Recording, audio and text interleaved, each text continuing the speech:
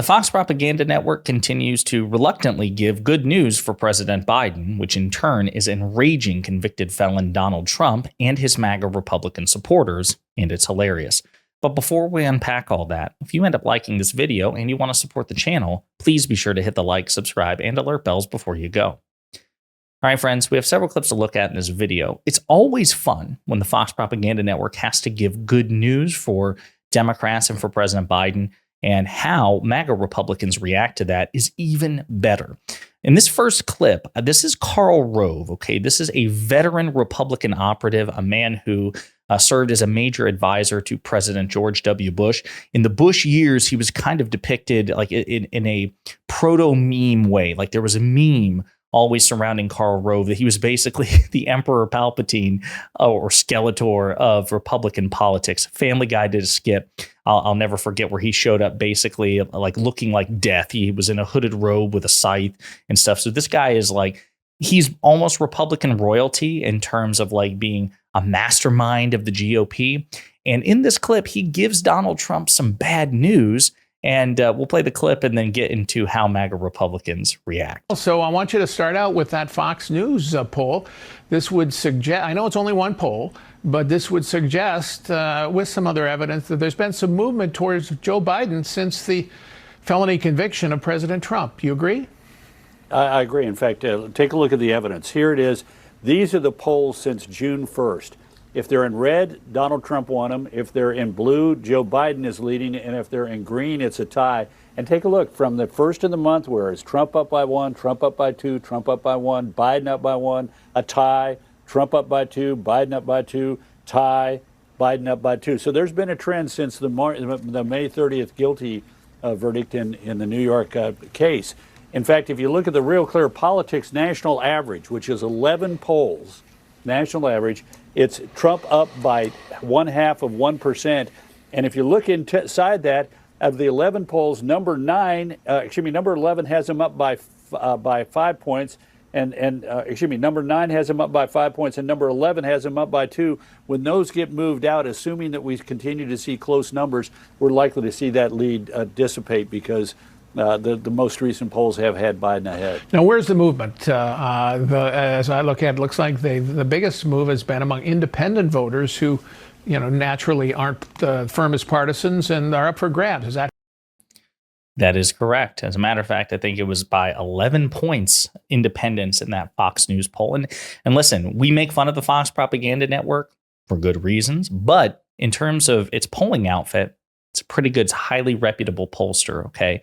So this is devastating for Trump. And I want to play a couple more clips before I give you the MAGA Republican reaction to this bad news for Trump, good news for Biden, in which some Fox News analysts kind of explain why there seems to be this shift. And believe it or not, if you follow this channel, it shouldn't be that much of a stretch, but believe it or not, the independents seem to be persuaded on the economy in ways they haven't been in previous polling cycles. He did do well in the polls, better in the Fox poll, better than he's done before. And I think that was mostly independents, and I think mostly because they feel the economy is a little better. And wages has been outperforming inflation for, I think, 12 straight months, if not longer. So we're seeing some really good things. We still have an incredibly strong job market. Wages are doing well. So I think there's a lot of good things. So according to the Fox Propaganda Network's own analysts, much of this has to do with increasing confidence from consumers in the Biden economy. Now, as we talked about, it has been enormously challenging for President Biden to get credit for this economy the way that it seems like any other president would in any other presidency, Republican or Democrat. Although, again, as we've discussed, whether we like it or not, Republicans have enjoyed a decades-long polling advantage with respect to the economy. Democrats are always operating at a disadvantage there, even though the facts are otherwise.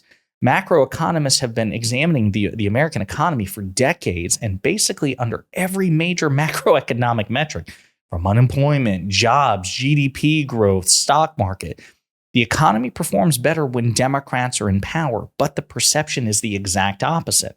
And this is one of those things, where Ben Shapiro says, facts don't care about your feelings, gang.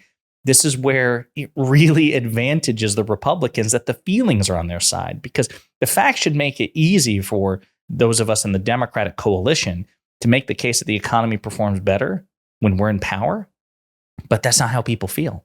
And people vote how they feel. So this is one of those things where facts don't speak for themselves. And it's not just the Biden campaign, but really Democrats as a whole. We have to work aggressively, in my opinion, and put in some serious effort to break this asymmetry and break this complete dissonance between the perception and the facts. But again, good news. And by the way, the news may change. It may be back to Trump having the advantage next week. Okay. But we need to take good news where we can get it. We need to have some joy, those of us who are cynics. And speaking of joy, very little makes me happier than to see MAGA meltdown. So this is Marjorie Taylor Greene. The Fox News poll is wrong. My district is in rural Northwest Georgia, and it's solidly supporting Trump. Same with most of rural America. Smart people. This is in response to Charlie Kirk from Turning Point USA saying, okay, I've been studying this new Fox News poll, and I've concluded it's a complete outlier. They have Joe Biden winning rural voters 50 to 48% over Trump. There's no way that's possible. Zero. I mean, the polls are a snapshot in time, buddy. I mean, it's entirely possible that right now rural voters are favoring in this particular poll based on the respondents, based on the sample size. And it may change by the time of the election. There's no need for MAGA to freak out as much as they do, but I am going to enjoy it nonetheless. I will say at the time of recording, according to 538's aggregate polling, President Biden is up over Donald Trump aggregately. Okay. Now, again, it's so close that is very likely to change next week, and it may bounce to Biden the week after, et cetera, and so forth.